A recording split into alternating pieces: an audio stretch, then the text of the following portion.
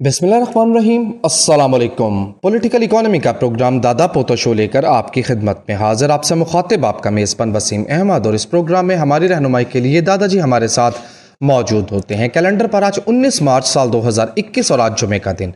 उसी पाक परवरदिगार के लिए तमाम तारीफ़ें जो तमाम आलमीन का रब है। नबी करीम सल्लल्लाहु अलैहि वसल्लम की ज़ात अक़दस पर बेशुमार दुरूद व सलाम। पॉलिटिकल इकोनॉमी के प्रोग्राम दादा पोतो शो का आज ये स्पेशल एपिसोड जो कि आपके फीडबैक पर मुश्तमिल होगा। दादाजी अस्सलामु अलैकुम। वालेकुम अस्सलाम। दादाजी क्या हाल है? अल्लाह का बड़ा करम है, उसकी बड़ी इनायत नवाज़ें कि हम आपकी खिदमत में। बेशक बेशक। बड़ा सैड फील कर रहा हूँ। क्यों? आपने कहा फीडबैक का जो सेगमेंट है वो थोड़ा लेंथी होना चाहिए। नहीं यार कम थे लाने मैंने फिर। हाय हाय हाय, काम जवान दी मौत। आगे चलो आगे चलो। अच्छा जी, पहला मैसेज जो है उसमें ये पूछा गया है, अब ये फेक नामों से आ जाते हैं कि दादाजी आईटी सेक्टर के फ्यूचर पर रोशनी डालिए, जैसा कि फेसबुक, एप्पल, अमेजॉन और जिस इस तरह के जो दीगर आईटी के इदारे हैं, इनका फ्यूचर कैसा होगा? बहुत ब्राइट फ्यूचर है, बल्कि फ्यूचर ही यही है। ठीक है ना, आपने देख लिया होगा कोरोना के अंदर किस तरह इन इदारों ने कमाया है।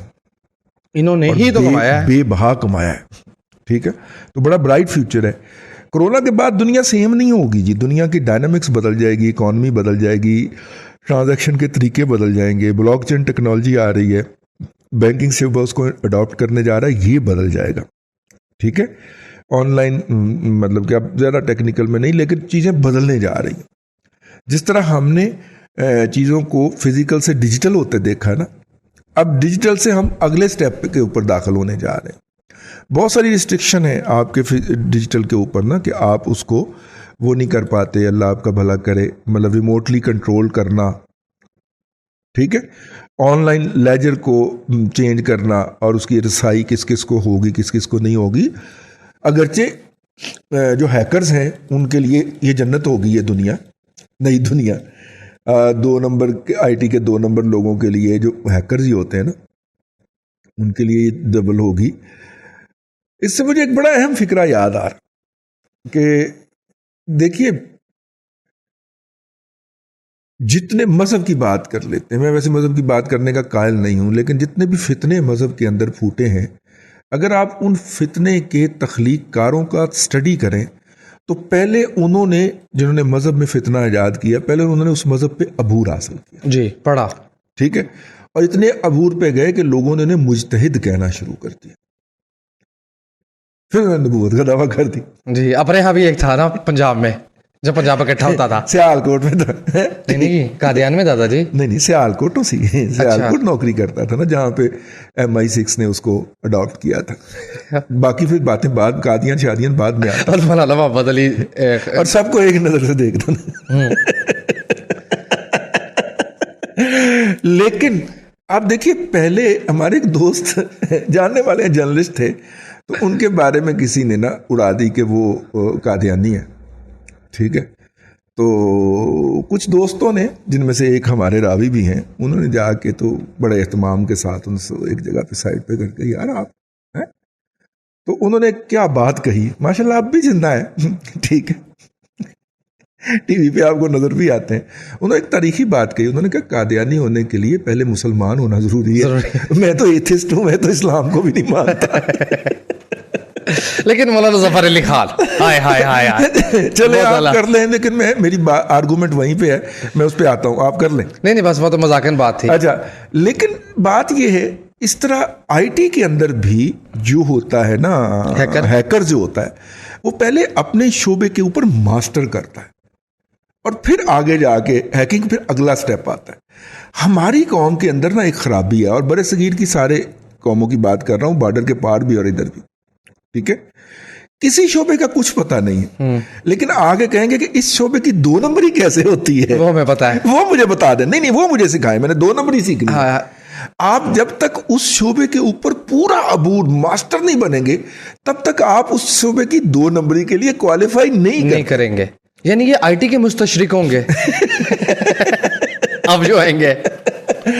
इसलिए खुदारा अगर किसी ने 2 नंबरी करनी है ना किसी शोबे में, पहले उसके 1 नंबर के ऊपर अबूर हासिल कर, फिर उसमें सुकम और कमजोरियां देखें। मंडी बहाउद्दीन के पास और गुजरात के पास गांव में मौजूद हर बंदा पीसी के ऊपर जो है, उसे आप कहीं भी कहीं यार लीगल रास्ते से जा सकते हो आप, वो कहेगा नहीं लीगल रास्ते से नहीं जाना। सारे जुगाड़ी हैं। बकौल हमारे दोस्त ताहिर मलक के कि उन्हें आप लीगल रास्ते से भेजने की कोशिश भी करेंगे तो वो जहाज से छाल मार देंगे, वो खुदकुशी कर लेंगे। लीगल रास्ते से उन्होंने नहीं जाना, उन्होंने 2 नंबर रास्ते से जाना। और 2 नंबर रास्ते से आप तब जा सकते हैं जब आप लीगल रास्ते के ऊपर मास्टर बनेंगे, वो भी नहीं करना आपने, ठीक है। और इसके बावजूद असल जुल्म जो है वो ये है कि वहाँ का हर तीसरा जवान जो है वो यूरोप के किसी ना किसी मुल्क में बैठा हुआ है। वहाँ में बैठा भले खल्ले ही खा रहा है लेकिन बैठा हुआ है, मुल्क का नाम रोशन कर रहा है। इन लोगों की वजह से हमारी यूरोप की एयरपोर्ट्स के ऊपर अलग लाइनें लग जाती हैं, हमें वो अलग खड़ा कर देते हैं। सिर्फ ये गुजरात और मंडी बहाउद्दीन के गांव देहात के अंदर किसी ने एक बूटी लगा दी हुई है कि बस बाहर जाना, ना उसने पढ़ना है ज़िंदगी में, ना को हुनर हासिल करना है, बस अपने 18 साल के होने का इंतज़ार करना और बाहर जाना, बस। ठीक है ना, ये ही हमारा रोना है कि यार कम से कम आप कोई महारत तो लेके जाओ यहाँ से, जहाँ पे आप जलील होके ख्वार होके माँ पे का पैसा खर्च करके पहुँचो, तो वहाँ पे कुछ करने जोगे तो हो ना। ये तो ना हो कि बेसिक वहाँ पे मजदूरी कर रहे हो, ठीक। और इस काम में ना मतलब गुजरात एमबी डीन जो है मंडी बहाउद्दीन तो बदनाम हो गए इस जमाने, इसमें पूरा बड़े सगीर सब कॉन्टिनेंट माशाल्लाह बड़े टॉप लेवल के जी। क्या इंडिया, क्या पाकिस्तान, क्या बांग्लादेश, यार अंदाजा करें कितनी फौजें लगी हुई हैं बॉर्डर के ऊपर। निकल जाते हैं फिर भी निकल के इधर आते हैं, हमारे यहाँ से सफर करके ईरान जाते हैं और ईरान के रास्ते तुर्की और तुर्की से यूरोप जा रहे होते हैं। यार कमाल है, वैसे कैसी तैगों के साए में पलकर जमा हुए हैं। आशा नहीं मिटाना नामो निशान हमारा। इसे कहते हैं साइंस नहीं, ऐसी सेंस लड़ाते हैं कि ना उनकी सेना देख पाती है ना हमारी पाक फौज देख पाती है। लाहौर से आके जनाब होटल च कमरा लेके रह रहे होते हैं, हाँ ठीक है ना। और उन्हें चिल्तन एक्सप्रेस के ऊपर जो थी, वो जो कोयटा को जाया करती थी, वो बिठाने भी सरकारी नंबर प्लेट वाली गाड़ी आती थी। कमाल है वैसे यार, इसके ऊपर बकायदा पीएचडी बनती है इन लोगों के जहन के ऊपर, ये सोचते क्या है। खैर आगे चलें। वैसे मैं एक बात बताऊं, हाँ। उनकी सेना को और अपने वालों को भी अपने शोबे में भूल कोई नहीं है, ये भी जुगाड़ी है। क्या हुआ फिर आप कहते हैं मैं नहीं कह रहा, मैं नहीं कह रहा भाईजान। भाई नंबर वन फौज है हमारी, ओके जिंदाबाद, दुनिया में नंबर 1 है, जिंदाबाद। मजाक ना करें उनसे भाई, हमारे मजाक नहीं, वो बुरा मना जाते हैं। अच्छा जी, तारिक ज़िया राना कहते हैं दादाजी ईरान पाबंदियों के बावजूद सरवाइव कर रहा है या कर गया? कर रहा है, सरवाइव नहीं कर रहा। वहाँ के लोगों की जो जिंदगी जीरन हुई है, इसे सरवाइव करना नहीं कहते। रियासत का मकसद होता है अपने लोगों के लिए आसानियाँ पैदा करना, और सिर्फ चंद सेलेक्टेड लोगों के लिए नहीं, पूरी कौम के लिए अक्रॉस दी बोर्ड। अगर आम बंदा पिस रहा है तो इसका मतलब है कि मुल्क अच्छी हालत में नहीं है। लेकिन सरे दस्त सवाल को फेस वैल्यू पे हाँ मैं ले रहा हूँ, लेकिन साथ साथ मैं वजाहत करता जाऊँगा। उसकी मिसाल ये है कि पाकिस्तान ने IMF की कंडीशनैलिटी को मीट कर लिया, एक इंटरनेशनल कमिटमेंट इसमें मीट कर ली, लेकिन इसके नतीजे में अगर उसने अपने अवाम का रगड़ा निकाल दिया तो ये हुकूमत की कोई कामयाबी नहीं गिनी जाएगी, इसे सर्वाइवल नहीं गिना जाएगा। अगर खुशहाली के उसी लेवल के ऊपर अगर 1500 पर कैपिटा इनकम के ऊपर आप ये डिसीजन लेते लोगों के, तो फिर हम आपको मानते। ये सर्वाइवल नहीं है। लेकिन चलें अगला पार्ट जी। और पाकिस्तान ने उस वक्त सर्वाइव किया जब उस पर पाबंदियां एटमी पावर खुद को डिक्लेयर करने पे लगी, तब तो हम। और वैसे बाय द वे ये पाकिस्तान पे पाबंदियां पहली मर्तबा नहीं लगी थी। अफगान वार के फौरन बाद 88 के अंदर जब रूस यहाँ से गया है तो अमेरिका ने इसी तरह आंखें मोड़ी थी हमसे, और हम इसलिए गिर गए थे। और 91 में जब रूस टूटा, 92 में, तो हम वो फ़ायदा वहाँ से नहीं उठा पाए जो हमें एक्चुअली उठाना चाहिए था। हम तो उन पाबंदियों के वजह से मुंह के बल गिरे हुए थे, ठीक है। और नवाज शरीफ ने आके इकनॉमिक रिफॉर्म्स इंट्रोड्यूस करवाने की कोशिश की तो ब्यूरोक्रेसी ने अंदर से उस पर खुद कुछ हमला कर दिया था, जिसका बाबा आदम गुलाम इसहाक खान था जी। और गुलाम इसहाक खान ने ज़िंदगी में कितनी कितनी 2 नंबरियाँ की हुई हैं, अपनी मेमोयर नहीं लिख के गया, ठीक है। मरने से पहले इतने बड़े ओहदों पे जो बंदा रहा हो, वो कम से कम एक आध इंटरव्यू ही इतना डिटेल्ड दे देता है कि जिसके ऊपर इंटरव्यू लेने वाला एक किताब खड़ी कर लेता, 8-10 घंटे का इंटरव्यू वो देता है, ठीक है। नवाज शरीफ अब दे चुके हुए हैं अपनी अब तक वो सोहेल वड़ैच को वो वाला इंटरव्यू दे चुके हैं। सोहेल वड़ैच ने उस पर किताब लिखी थी, ठीक हो गया। लेकिन गुलाम इसहाक खान नवाज शरीफ से ज़्यादा अरसा और ज़्यादा बड़े ओहदों पे रहा है। उसने मेमोयर नहीं लिखी, क्योंकि बाबे ने ज़िंदगी में इतनी की 2 नंबरियां की थी, नायब तहसीलदार से शुरू होके तो सदर पाकिस्तान बना था, तो कितनी बड़ी बड़ी 2 नंबरियां की होंगी उस बंदे ने। इसलिए वो अपनी याददाश्तें भी नहीं छोड़ के गया कि मैनू बाद जुतियां ना पैन। जी, अब कहते हैं कि हम उस वक्त सरवाइव कर गए। हाँ, अब ऐसी कौन सी क़यामत आ गई कि हम बैंकरप्सी के करीब हैं, हमारा हाल बुरा है, हम पे सैंक्शंस भी नहीं है और चाइना भी हमें सपोर्ट कर रहा है, तो अब कौन सी क़यामत बर्पा हो गई? जिंदगी महीने में बहुत सारे दिन ऐसे गुजरते हैं। तारक ज़िया राना साहब, जी जी, तारक ज़िया राना साहब, ज़िंदगी में बहुत सारे ऐसे दिन गुजरते हैं। मैं अपनी ज़ात की बात कर रहा हूँ कि जब मैं घर से निकलता हूँ तो मेरी जेब में 40-50 रुपए से ज़्यादा नहीं होते। ठीक, ये बड़ी ऐसी जाती सी बात है हाँ, आपसे लाइफ करने का का। हिस्सा है ये चीज़ें। लेकिन ये कभी किसी को महसूस नहीं होने दिया कि हमारी जेब में इतने, हमसे जो गाड़ी के ऊपर पैसे मांगने आता है हम उसको भी 10 रुपए या 20 रुपए पकड़ाते हैं। लोगों के ख्याल में एक भरम होता है जिंदगी का, वो भरम रखता है बंदा अपना, कायम रखता है। ठीक है, अब जो ये भरम कायम नहीं रख सकता, उसकी जेब में 5 लाख रुपए भी होंगे तो वो सड़क के ऊपर बिजत हो जाएगा और उसको कोई भी पुलिस वाला कहेगा इधर आए, अच्छा लम्बे पे आ, तलाशी दे। ठीक है, कान फाड़ ले। ठीक हो, ये जो भरम कैरी करना होता है ना आपने बॉडी का, मेरी बात समझ रहे हैं ना, ये डिपेंड होता है आपकी शख्सियत के ऊपर, आपकी ग्रूमिंग के ऊपर। भले जेब खाली भी हो लेकिन आप अपना एक भरम रखते हैं, और ये जो ग्रूमिंग नहीं होती उसके नतीजे के अंदर जेब में पड़े 10 लाख रुपया भी होवे, ये ਤੁਹਾਡਾ भरम नहीं ਹੁੰਦਾ। ਤੁਹਾਨੂੰ ਸਾਰੇ ਕਹਿੰਦੇ चल यार बाहर निकल, तेरी गल नहीं हो रही, चल इतना आया कर। जी, ठीक है, तो इन्होंने सवाल क्या पूछा था? अब कौन सी क़यामत आ गई कि हम बैंकरप्सी के करीब हैं?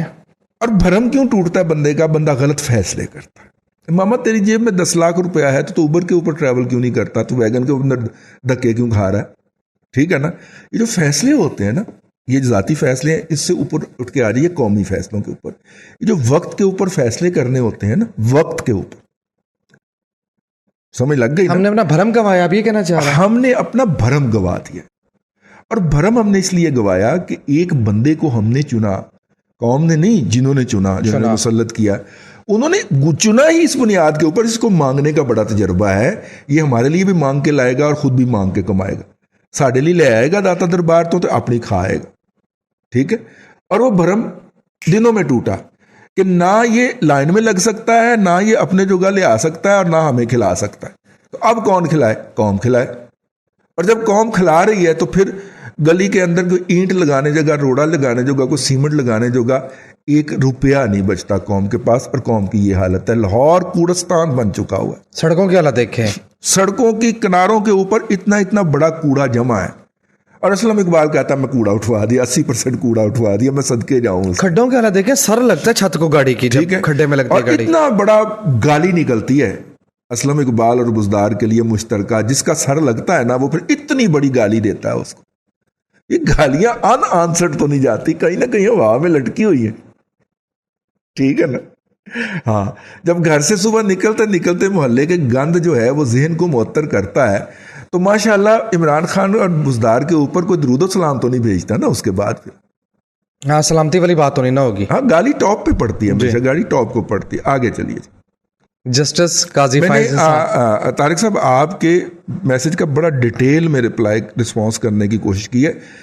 बार वक्त और सही फैसले ना होने के बाद ये काम होता है जी, और हमारे गुज़िश्ता कम अज़ कम अगर आप मुझे कहने की इजाज़त दीजिए कि 2015 के बाद तो ख़ास तौर पे हर फैसले में टांग उड़ाई गई, हर फैसले को मोड़ा गया, हर फैसले को नहीं होने दिया गया वक्त के ऊपर।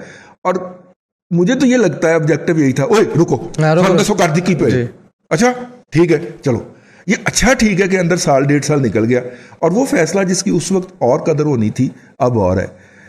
मैंने आपको 2012 में इस प्रोग्राम में तबलीग करना शुरू की थी, अपने घर पे सोलर लगवाएं, और सबसे पहले मैंने खुद लगवाया था। ठीक है, अब वो सोलर अपनी कीमत पूरी काट चुका हुआ, बार वक्त फैसला था। आज मैं लगवाने निकलता तो शायद मेरे पास उतने पैसे ना होते, उस वक्त पैसे थे, हमने लगवा दिए और सस्ता लग गया। ठीक है ना? जी। चलिए, बर वक्त फैसले कौमों की जिंदगी के अंदर बड़े असरअंदाज होते हैं। हमने बर वक्त फैसले नहीं किए। नहीं किए। यार ठीक है यार, फायज ऐसा यो ब्यूटी दादाजी फायज ईसा के कर दी अब बेइज्जती। यो ब्यूटी यार वैसे इस बंदे की बेइज्जती भी करना क्यों दिल करता है? नहीं करता बिहार मार दूं आगे चलो। नाजरीन के लिए। क्या जस्टिस काजी फायज ईसा कहते हैं कि 8,000 रुपए पर नैब का मुलाजिम शहजाद अकबर अदलिया को लेक्चर देता है। 8,000 रुपए पे या तो कामरान खान मुलाजिम था या ये मुलाजिम। ब्यूटी या 5वीं पुश्त की दोबली अबलागी जंग के मुजाहिदीन शामिल है जो इसके नीचे आके हमें गालियां बकते हैं। 5,000 मुझे खुद पता है। 8,000 मुझे खुद पता है। मुझे खुद पता है। बस ये 5,000 वाले को जिस दिन ये शऊर हासिल हो गया कि कौमी खजाने से इसके लिए 60,000 अदा होता है और बाकी 55,000 किसी और की जेब में चला जाता है, उस दिन इससे बड़ा बागी कोई नहीं होना। ये तो है, इससे बड़ा बागी कोई नहीं होना। और ये हम उसको बता रहे हैं नेक्स्ट क्वेश्चन कि तेरे नाम के ऊपर 60,000 में ड्रॉ होता है। जी। नेक्स्ट क्वेश्चन अब्दुल मोहसिन का डोमेस्टिक मसला लेके आ गए हैं। कहते हैं एलपीजी का इस्तेमाल करने पर बर्तन काले हो जाते हैं, इसका कोई हल है? इसका हल है वो जो आपका जेट लगा हुआ है ना, जिसके अंदर से एलपीजी निकल के चूल्हे से बाहर आती है और वहां पे उसको शोला बनता है, आग लगती है, वो जेट तब्दील करने की ज़रूरत है आपको। एलपीजी के जेट अलग होते हैं, नेचुरल गैस के जेट्स अलग होते हैं। वो मेरे ख्याल 4-5 रुपए का मिल जाता है बाजार से। खुद ही लाएं, उसको खोल के सेट कर लें, इंशाल्लाह काम सेट होगा। जो पाइप के जरिए गैस आती है उसके जेट्स के सुराख खुले होते हैं और जब आप उसको एलपीजी के ऊपर इस्तेमाल करने की ज़रूरत करते हैं तो उसके सुराख छोटे होने चाहिए। जब वो बड़े सुराख होते हैं तो गैस ज़्यादा निकलती है, ना सिर्फ धुआं बनाती है बल्कि गैस ज़ाया भी होती है, एलपीजी ज़ाया भी होती है। तो इससे बचने के लिए जेट तब्दील कर लें। मैकेनिक को कहेंगे 100-150 रुपया लेगा, वो आपके घर में विजिट करके वो चूल्हा कर जाएगा। चूल्हा उठा के ले जाएं उसके पास, यार इसके जेट तब्दील कर दे, एलपीजी वाले कर दे, वो कर देगा। जी। रिजवान जमील कहते हैं दादाजी खाम तेल की कीमतों में गैर मामूली इजाफा, इसके साथ साथ लोहा, प्लास्टिक, तांबा वगैरह इनकी कीमतों में जो इतना इजाफा हुआ है, क्या ये आर्जी है या मुस्तकिल? देखिए, इसके पहले हम देखते हैं कि इसके इजाफे की वजह क्या थी। सरकार ने जब धमा चौकड़ी मचाई है डॉलर के साथ, कभी 178 पे, कभी 162 पे और अब 156 पे, ये वाली जो कबड्डी खेली है सरकार ने पिछले 2.5 साल में डॉलर के साथ, उसके बाद बहुत सारे ट्रेडर्स, बहुत सारे इंपोर्टर एक्सपोर्टर जो थे वो साइड पे होके बैठ गए कि पहले इनको अपनी पंगेबाजी पूरी करनी, पहले तो कर लो। फिर इन्होंने इंपोर्ट्स के ऊपर टैरिफ्स लगाए, मुख्तलिफ किस्म के टैरिफ लगाए, घटाए, लगाए, बढ़ाए, ये कर दिया। फिर ऊपर से हमने ये कहा कि हमने चाइना का मकुट्ठा अपनाया, तो चाइना से आने वाली इंपोर्ट्स को डिस्करेज किया गया। वो डिलीवरी जो 22वें दिन पहुंच जाती थी पाकिस्तान में, अब 72वें दिन भी नहीं पहुंचती चाइना से चल के। ये तीनों फैक्टर्स आप इकट्ठे कर लें कि सीरियस इंपोर्टर निकल के साइड पे होकर बैठ गया, टैक्सेशन बढ़ गई। सरकार जो थी वो चाइना के साथ जो थी अपने मामलात को वो करना चाह रही थी, तो लिहाजा जो 2-4 अपनी जान पे खेल के मैदान में थे, उन्होंने कहा कि फिर मुनाफा हम अपना मुंह मंगा लेंगे। तो इसके नतीजे में जितने भी रॉ मटेरियल थे, और उसमें एक फैक्टर और भी डाल लें, इंडिया के साथ हमने तमाम ट्रेड जो थी उसको बैन कर दी, लेकिन वो तो 2 साल पहले की बात, 1.5 साल पहले की बात है ना। उससे 1.5 साल पहले जो था वो धमा चौकड़ी और धमाल जारी थी डॉलर की। तो नतीजे के तौर पे ये हुआ कि जो कुछ 1-2 इंपोर्टर्स मार्केट के अंदर मौजूद थे, उन्होंने फिर अपनी मनमानी की कीमतें की। ये जब जैसे ये सीरियस इंपोर्टर जो है ये वापस आएगा, जो कि आ रहा है, ठीक है, और वो करेगा तो ये चीज़ें रैशनलाइज होंगी, नीचे शायद उतनी ना आ जाए, ठीक है ना, नीचे शायद उतनी ना आ जाए। लेकिन देखिए ना, जो चीज़ 100 रुपए की थी वो इनकी डिवैल्यूएशन के नतीजे में 165 पे तो जानी थी, नेचुरली जानी थी, वो 265 पे कैसे चली गई? लॉजिकल क्वेश्चन है। वो 265 पे क्यों गई? असल में सवाल ये है क्योंकि इंपोर्टर ने कहा मैं अपना मुंह मंगा दाम लूंगा, ठीक है, तो उसे 265 से 165 पे वापस आना चाहिए, बल्कि 158 पे वापस आना चाहिए। नहीं आएगी, लेकिन 200 के इर्द गिर्द तो आएगी ही आएगी। तब आएगी जब संजीदा इंपोर्टर की वापसी होगी मार्केट के अंदर, और जो मार्केट के सिम्टम्स हैं, इंडिकेटर्स हैं, वो बता रहे हैं कि हल्का फुल्की वापसी शुरू हो चुकी है। क्योंकि वो कहते हैं कितनी देर बैठ के खाएंगे, कुछ ना कुछ तो करना पड़ेगा जी। तो ये कहते हुए वो वापस आ रहे हैं। उनके इंपोर्ट्स के वॉल्यूम्स उतने नहीं हैं, ठीक है, लेकिन उतने वॉल्यूम होंगे, यकीनन होंगे। इकॉनमी ने चलना है, 22 करोड़ 24 करोड़ लोगों का मुल्क है, इस इकॉनमी में चलना है। ये इस तरह नहीं चल सकती, ठीक है। लोग आपस में लड़ना शुरू कर देंगे, एक दूसरे को मारना शुरू कर देंगे, डकैतियां बढ़ जाएंगी। लिहाजा अगर इस इकॉनमी ने मूव फॉरवर्ड करना है तो फिर ये सिलसिला अपनाया जाना, ठीक हो। रिजवान का मैं मैसेज पढ़ा था, रिजवान जमील का।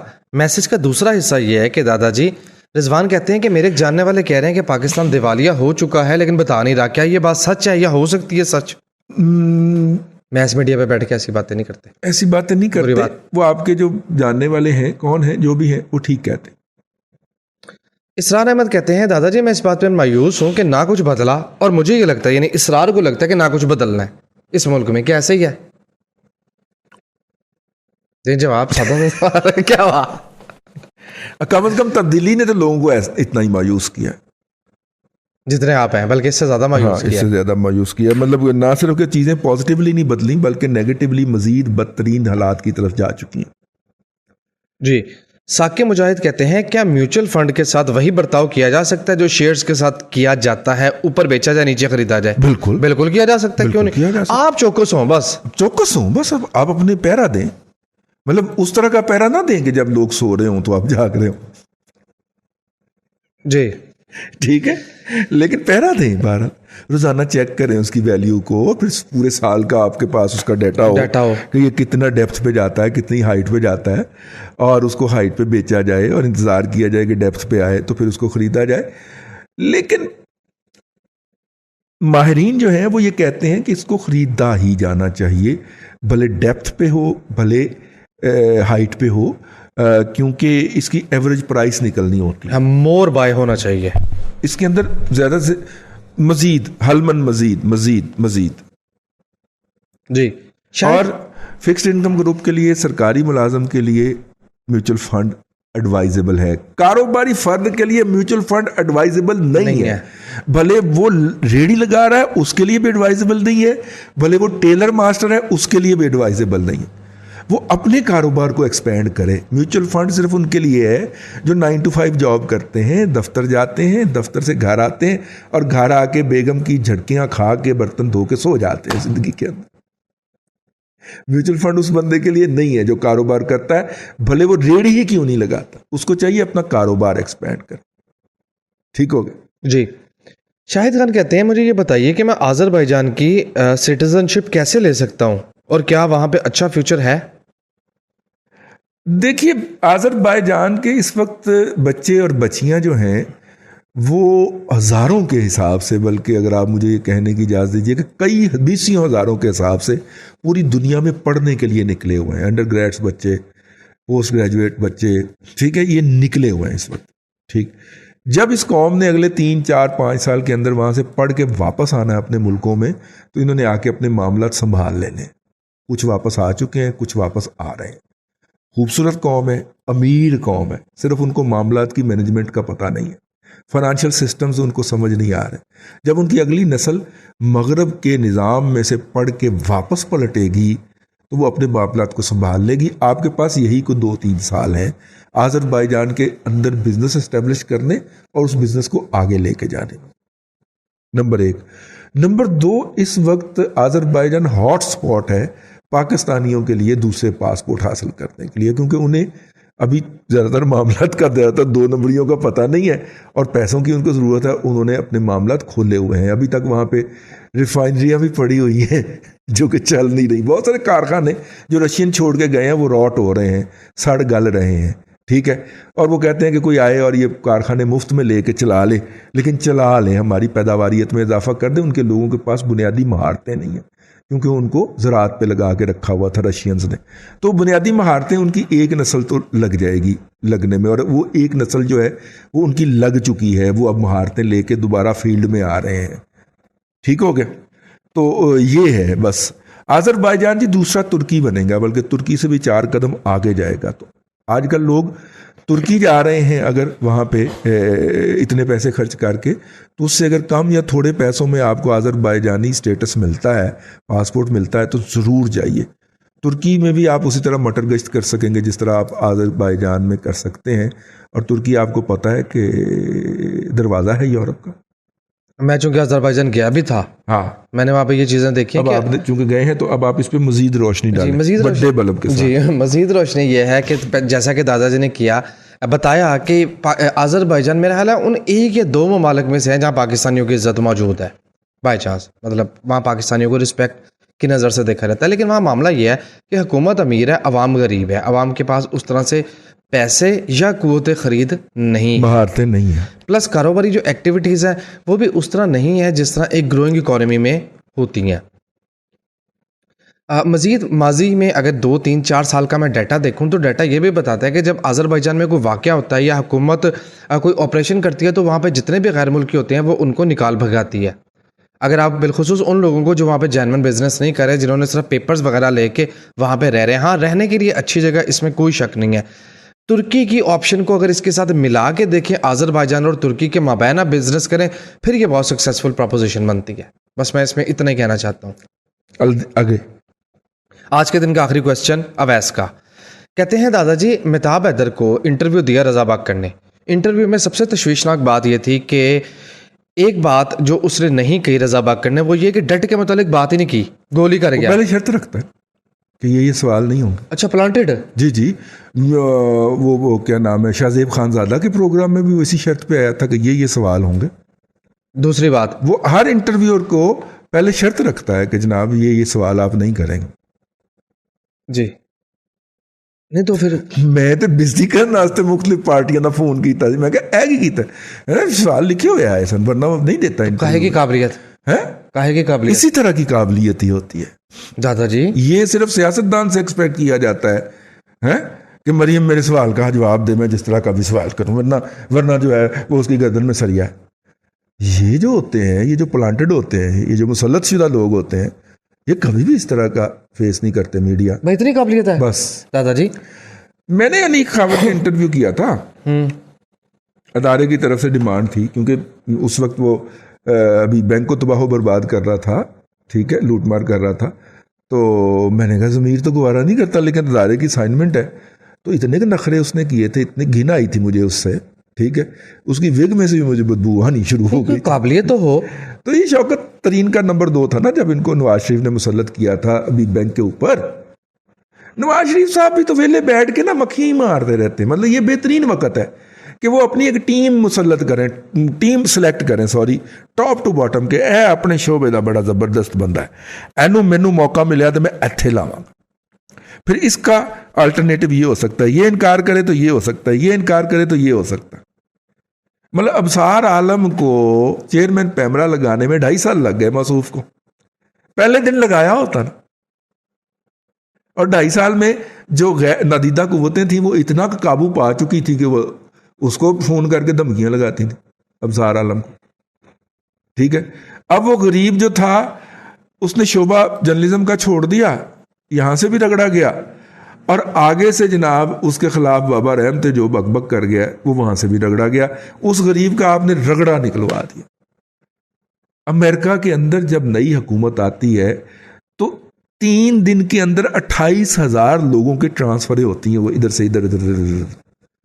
नया सदर कहता है मैं अपनी टीम के साथ खेलूंगा, रिपब्लिकन अपनी टीम लाते हैं, डेमोक्रेट्स अपनी टीम लाते हैं, और वो टीम विजुलाइज करती है, वहां पे आके अपने हेड का विजन करती है। नवाज शरीफ साहब का ख्याल, क्योंकि नवाज शरीफ साहब इसी निज़ाम की पैदावार है, और उनका ख्याल है कि इन्ना जेडे दस्तियाब ने इन्हों को जमा तफरीक करके नहीं होंदा अफसर, नहीं होंदा, दौर गुजर गया, हाँ ठीक है ना, वो नहीं होता। अब आपको पूरी टीम लेके चलना होता है, और अल्हम्दुलिल्लाह मरियम ने भी कभी कोई ऐसी जहमत गवारा नहीं की कि वो टीम अभी से बनाना शुरू कर दे कि जनाब इसको हमने फलानी वजारत देनी है, इसको हमने, और उसको बता भी दिया जाए कि आप ये 4 लोग जो हैं हम आपको ये वजारत देंगे। यानी मुझ पर लगने वाला इल्जाम झूठा है। हो सकता है कि आप वजीर बन जाएं, हो सकता है आप एडवाइजर बन जाएं, हो सकता है आप इस शोबे के स्पेशल असिस्टेंट हो जाएं, लेकिन आप 4 के अलावा कोई 5वां बंदा नहीं आने लगा।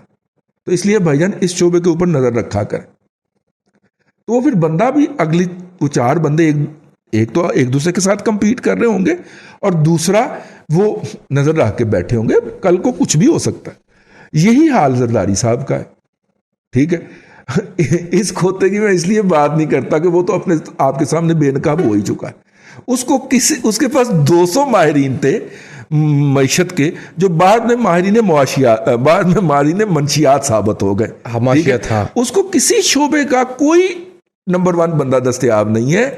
उसको लाने वाले लैके दे रहे हो, चवला इनू रख, वो इनू रख ले, और फाइनांस इससे चलवा ले, और खारजा इससे चलवा ले, चलो 80 चला देने। उसको इस तरह चलाया जा रहा।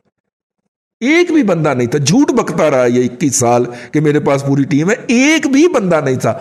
उसका सुपरस्टार असद उमर इस घटिया और भोंडे तरीके से बेनकाब और फलाप हुआ है कि पाकिस्तान की तारीख के अंदर यासीन वट्टू इससे बेहतर वजीर खजाना रहा है यार।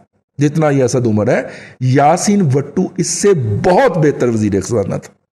मुझे याद है बड़ी अच्छी तरह, रिपोर्टिंग कर रखी है उसकी। तो इसलिए ये थी टोटल मबलग औकात जिसके ऊपर इसने हमारा दिमाग खा मारा था। अगली नस्ल में जो इसने नफरत फैलाई है, जो तबाह बर्बादी की है, ये तो खैर हमारी अगली नस्ल में भुगतनी है और भुगतेगी। लेकिन जो इसने पिछले 22 साल 23 साल 25 साल झूठ बोला है, वो भी अल्लाह तबारक व तआला ने बड़े चौक के अंदर ऐसे बेनकाब करके लटका दिया है, बिल्कुल इस तरह जिस तरह इन्होंने सुथने लटकाई थी सुप्रीम कोर्ट के जंगलों के ऊपर, और सुप्रीम कोर्ट की कोई तौहीन नहीं हुई थी। लेकिन एक इशू है, आप कहते हैं इमरान खान को कुछ नहीं पता, मगर इमरान खान के मुतालिक जरताज गुल को इतना कैसे पता है? वैसे बड़ी साइंस, टेक्निकलिटी पता है ना, बड़ी साइंस ऐसा मैनू ही नहीं पता। किवें पता है ऐसा मैनू ही नहीं पता। ठीक है, उसे बहुत पता है। बहुत अच्छा। मैसेज का दूसरा हिस्सा, एक तो इंटरव्यू में उसने डेट की बात नहीं की रजा बाकर ने, दूसरा रजा बाकर ने कहा कि मैं ये बिलीव रखता हूँ, यानी रजा बाकर ये बिलीव रखते हैं कि डॉलर 160 पे स्टेबल होगा, रहेगा, या इसकी फेयर वैल्यू इतनी निकलती है। क्यों भाईजान? वो 180 पे कहें तो हम उनका क्या कर सकते हैं? कहने को कुछ भी कहा जा सकता है, कुछ भी कहा जा सकता है। मैंने तो आपको इंडिपेंडेंट इकोनॉमिस्ट की राय दी थी कि वो कहते थे इस गए गुजरे दौर में भी डॉलर की फेयर प्राइस जो है वो 140 से ऊपर नहीं जाती। वो कह रहे हैं तो कह रहे होंगे, ये वो शख्स कह रहा है जो 36% अफराते ज़र मिस्र में छोड़ के आया है। कितनी? 36%। 44। अच्छा, गूगल करे, 44%। 44%। मैं 36% पढ़ी हुई है, आपने 44% पढ़ी है। 44% अफराते ज़र मिस्र में छोड़ के आया, मिस्र की इकॉनमी का बेड़ा गर्क करके आया है। ये वो कह रहा है कि 160 पे डॉलर देख रहा है। तो यहाँ पे इस वक्त अफराते ज़र 25 ही क्रॉस की है ना, 44 तक ले जाने में 160 रखना पड़ेगा इसको। ठीक हो गया? हाँ, ले सामीन इकराम, अब के लिए इतना ही। कल फिर आपसे मुलाकात होगी नई तबसरों खबरों के साथ। अल्लाह आपको आसानियाँ अता करे और आसानियाँ खल्क़े खुदा में तकसीम करने की तौफीक अता करे। यार, ये हमारा प्रोग्राम अपने ग्रुपों में कभी कभी शेयर भी कर दिया करें।